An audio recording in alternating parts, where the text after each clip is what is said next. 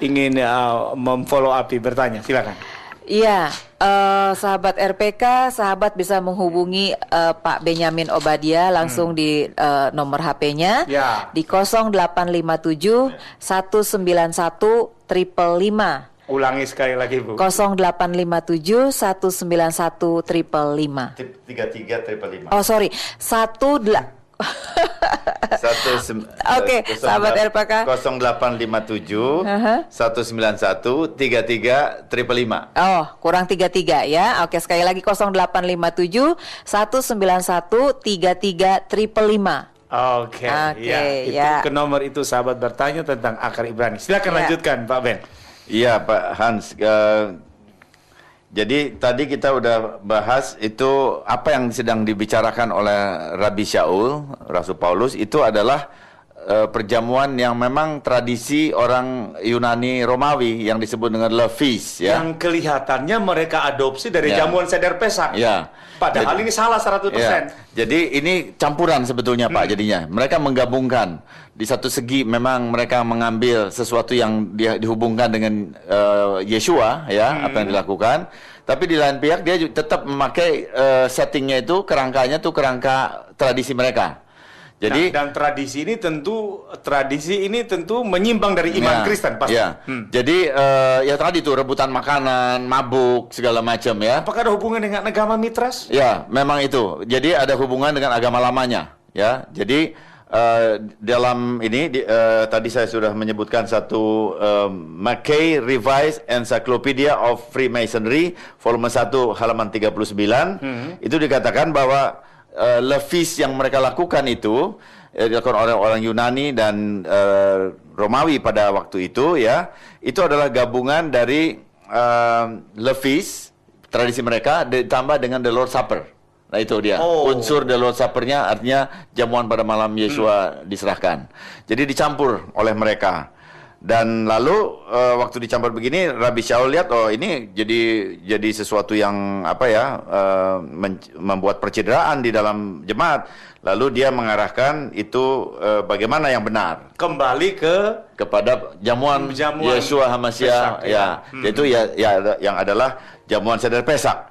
Jadi kita lihat di sini dia sudah memberikan arahan sebagai seorang rasul, ya. Dia menginginkan jemaat ini menjadi jemaat yang dewasa. Nah, kemudian kalau kita lihat, ya, kita lihat kebiasaan ini memang kebiasaan levis itu sekarang nggak ada sekarang. Gereja-gereja sekarang itu bukan levis, ya. Bahasa Indonesianya perjamuan kasih gitu, ya. Tapi perjamuan kasih yang kita pakai di dalam gereja-gereja itu ya tentu lain dengan apa yang mereka lakukan di abad 1 ini. Nah, kalau kita lihat ini sejarah gereja, maka ada satu orang bapak gereja namanya Ambrose, ya.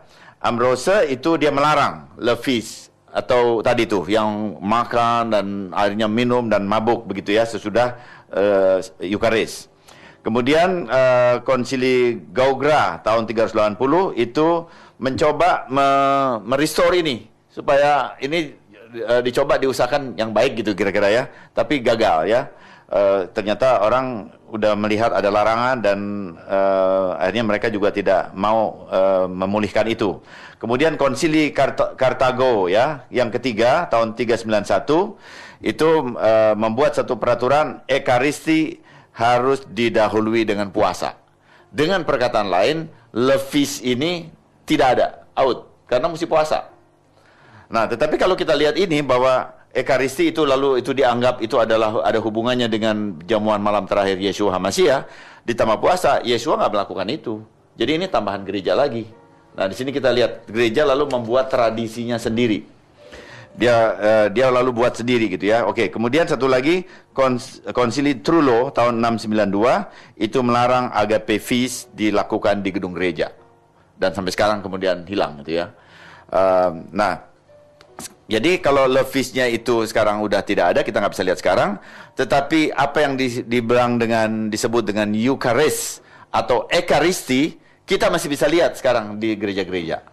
Dan kalau kita bandingkan Ekaristi atau Eucharis atau perjamuan kudus yang dilakukan oleh gereja-gereja dibanding dengan jamuan seder Pesak yang ada di lingkungan orang Ibrani, termasuk Messianic Jew atau juga Yahudi pada umumnya, ya. itu kita bisa lihat bahwa di dalam jamuan seder Pesak itu ada 4 cawan dan 4 roti. Nah, yang ada di dalam perjamuan kudus yang dilakukan gereja Kristen bangsa-bangsa itu ternyata itu hanya satu roti dan 1 cawan anggur. Dan Pak Ben, ini kita luruskan istilahnya dulu. Sorry, Pak Ben saya potong. Jadi jamuan seder Pesak itu adalah dasar yang diadopsi oleh gereja bangsa-bangsa untuk melakukan perjamuan suci. ya, Jadi dari istilahnya saja sudah tidak sama. ya, Itu yang pertama. Ya. Yang mau jelaskan, Pak, Ya. sederhana. Kemudian yang kedua, kebanyakan gereja bangsa-bangsa setiap membaca Alkitab, apalagi Perjanjian Baru, begitu ada kata roti, ini perjamuan. Ya. Begitu ada kata anggur, ini perjamuan juga. Ya. Nah, silakan Pak Ben.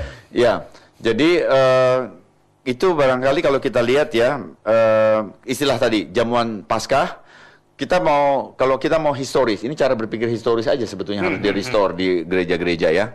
Kalau kita mau melakukan jamuan historis yang dilakukan oleh Yeshua HaMashiach, kita bisa membaca aja dengan mudah itu di dalam Lukas pasal 22 ayat 15 kalau tidak salah tuh.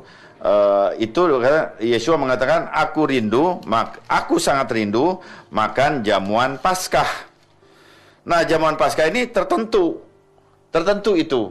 Nah, disinilah kelemahan dari teologi Kristen yang hanya terlalu menekankan kepada Brit Hadasa atau perjanjian yang baru ini, karena dia mengatakan bahwa untuk apa ini perjanjian lama Torah, apalagi itu udah tidak punya relevansi dengan abad modern. Lalu dia fail di sini, dia nggak tahu yang dimaksud dengan jamuan Paskah di sini yang mau dimakan oleh Yeshua itu apa. Dia mesti datang, dia balik ke Keluaran pasal 12. Ya, waktu Israel mau keluar. Nah, tetapi celakanya begini. Ini saya bilang celaka ini. Teologi dispensasi mengajarkan bahwa itu udah bukan urusan kita lagi. Itu kan masa hukum, udah lewat. Kita kan sekarang di zaman anugerah, jadi nggak perlu dilihat. Bahkan kalau kita melakukan Paskah zaman sekarang, itu adalah Yesus yang mati atau bangkit, bahkan bangkit ya. Dia mengatakan bangkit. Sedangkan Paskah itu tidak ada hubungannya dengan Israel keluar dari Mesir. Nah, di situ waktu kita potong seperti itu, kita memang sudah kehilangan firman Tuhan. Akarnya udah ya. tidak ada. Jadi kehilangan kebenaran, kehilangan akar, jelas. Jadi itu namanya teologi minimalis bagi saya. Dia kok kayak model rumah. Iya, jadi dia mau model minimalis begitu yang semuanya disingkat-singkat lalu jadi kehilangan maknanya, kehilangan kerangka besarnya. Ya, kita tidak bisa lihat grand strategi atau kerangka besarnya lah ya. Itu tidak bisa dilihat. Jadi kita melihat kriwil-kriwil begitu dan tentu saja ini tidak menarik. Bagi saya ini cara berpikir begitu tidak menarik ya. Nah, jadi itu tadi Pak. Nah, kemudian kita dipengaruhi juga kekristenan itu dibenahi oleh budaya barat. Nah, tadi saya sudah mengatakan ada satu istilah yang namanya Eucharist dalam bahasa Latin. Nah, ini yang lebih dipakai. Ya, jadi karena Latin, kemudian gereja Roma Katolik, gereja yang terorganisasi dengan luar biasa, dengan hebat begitu ya, kemudian jadi reformasi dan sebagainya, nyebar ke seluruh dunia. Mereka pakai istilah-istilah ini. Jadi pakai istilah Barat. Nah, kemudian karena itu adalah makan bersama, lalu communion. Lalu mesti holy dong, jadi holy communion. Diterjemahin jadi perjamuan kudus. Lalu dengan istilah-istilah ini dan kemudian cuma 1 roti dan 1 anggur, ya orang lalu langsung melihat ini lepas dari apa yang dilakukan oleh Yeshua HaMashiach lakukan, ya. Apalagi orang Yahudi langsung lihat, apaan nih? Jamuan apa itu gitu ya. Dan mereka nggak kenal. Tapi karena kita nggak tahu yang asli, ya, kalau kita nggak tahu yang asli bahwa itu 4 anggur dan 4 roti tidak beragi, kita pikir itu asli yang 1 roti 1 anggur itu. Dan kita pun bahkan waktu kita lihat sejarah gereja, orang tuh sampai berani mati untuk urusan perjamuan kudus, ya. Nah, jadi kita lihat ini kekacauan istilah dan pemahaman yang sebetulnya kita memang mengasihi Yeshua HaMashiach, tapi yang kita pegang tuh bukan apa yang dia lakukan. Kita memakai tradisi orang lain gitu. Ya. Atau paling tidak itu abreviasinya atau singkatan kriwilannya begitu. Jadi yang dimakan oleh roti Massah yang dimakan oleh jemaat gereja Kristen bangsa-bangsa itu adalah masa keempat. Kemudian